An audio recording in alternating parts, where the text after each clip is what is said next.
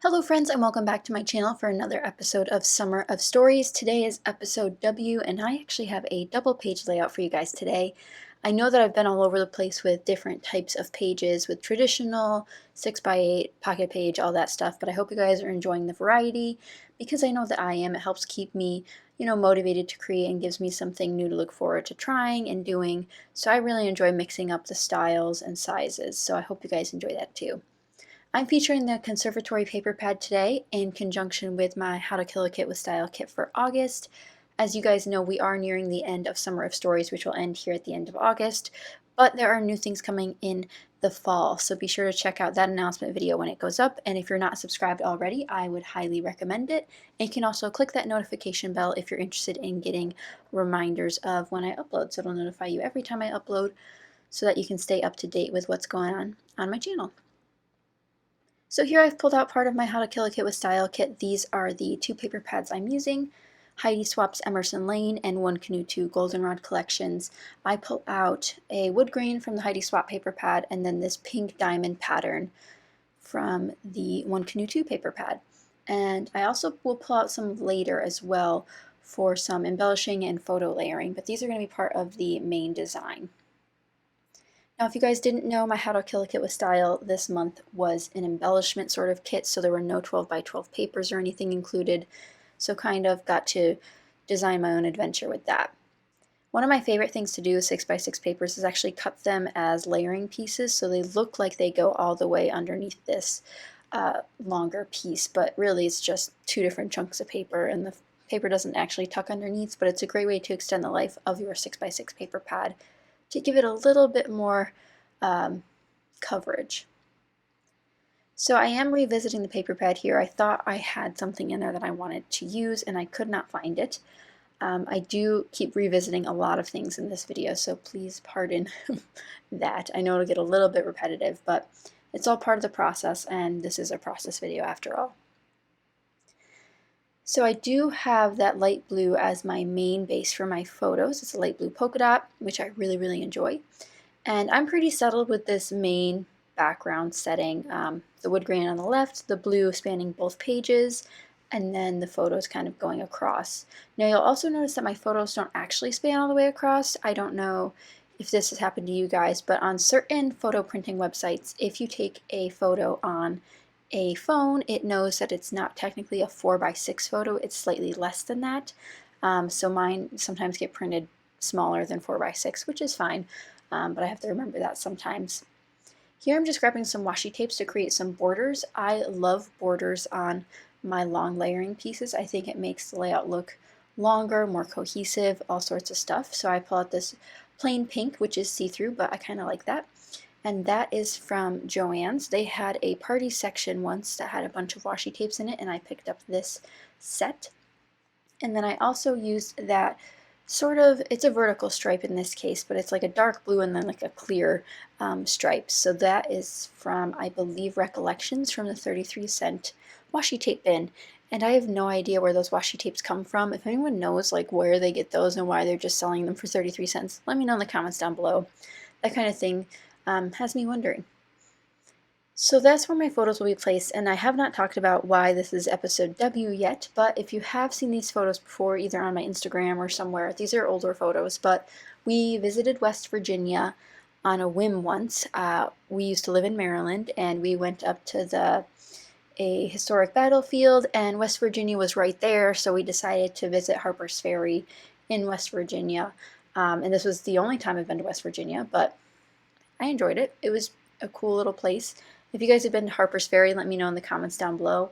A lot of stuff wasn't open because I believe it was a Sunday, but it was still cool for the stuff that was open. It's like one of those towns where they have historical actors sometimes, so that's pretty cool.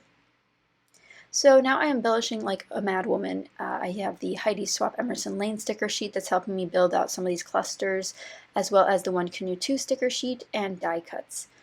I also pulled in a Pink Fresh Studio layer die cut there on the right hand side that says, it says heart on it, but I'm pretty sure there's other words on there too. So on the bottom left, I also have one of those beautiful quote pieces, which is from the One Canoe 2 6x6 paper pad. They're absolutely gorgeous. I was talking about them in the last time I used them, and I adore them. And then the die cut that I pulled out is just a gold foiled hello, and that'll be part of the title. The title just ends up being Hello West Virginia. And if you guys have been following along with Summer of Stories, you'll know that I don't necessarily have to put the associated letter in the title of the page, but usually I want to. It makes it a little easier to follow along in the whole series.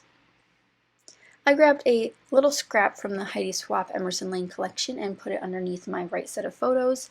I really like how it looks, I think, because it sort of matches the green in the background of the florals, in the leaf sections anyway, and I just like it. I don't know. I just wanted another pop of green for some reason, and I definitely think that I could have used more green on this layout, but that's okay. We're working with limited items here, so it'll all be good. Now, if you did see me pull out this tag, I did have it layered under the photo so I can have some hidden journaling. I love hidden journaling personally. I used to do it on almost all of my pages. For the most part now I do visible journaling, but this time I decided to tuck a tag there, and you'll see it slides in and out easily, and that's where my journaling will go. And that also gives me ample room to journal as well, just in case that there's another story I want to tell once I actually sit down to journal, or something else. So I'm gluing down pieces of my clusters now. Here are some other bits I add. A puffy sticker from Paper House Studios, and that's just a white star puffy sticker just to bring a little bit more brightness. And then I also go through my Jen Hatfield sticker book, which I included in this kit this month. You guys love sticker books, and I did see that they were coming out with new sticker books. I don't think I'm going to be buying any just until I use more of these ones that I do own. I think 3 is enough for my personal taste, and they cover enough different, topics and ideas that I don't need another one. I do end up pulling out some of these gold, sort of coppery foil stickers, these little leaf ones, and I tuck that in around the page. And I also pull off some of the washi strips and tuck those in because they're a nice navy color, and I don't have a ton of navy in my stash, so I wanted to use this up while I have the chance. But this layout is almost complete. There's obviously a couple more things to do.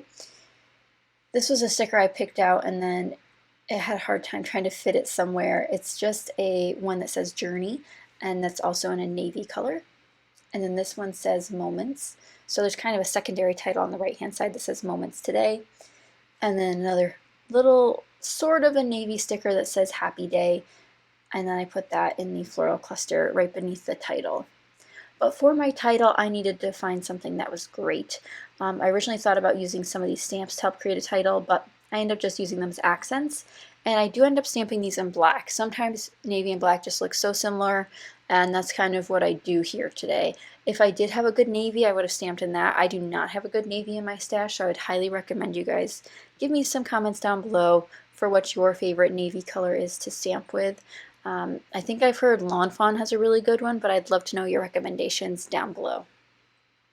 So I'm just using this My Mind's Eye stamp set as it is part of my duty this month to stamp on every layout. As you guys know, that was what you picked for the month of August, was stamping as a focus. So I did use a bunch of stamps on this layout from that My Mind's Eye set. And just 3 little sections. Stamping doesn't have to be super busy, and you can always add it on later, which is what I tend to do.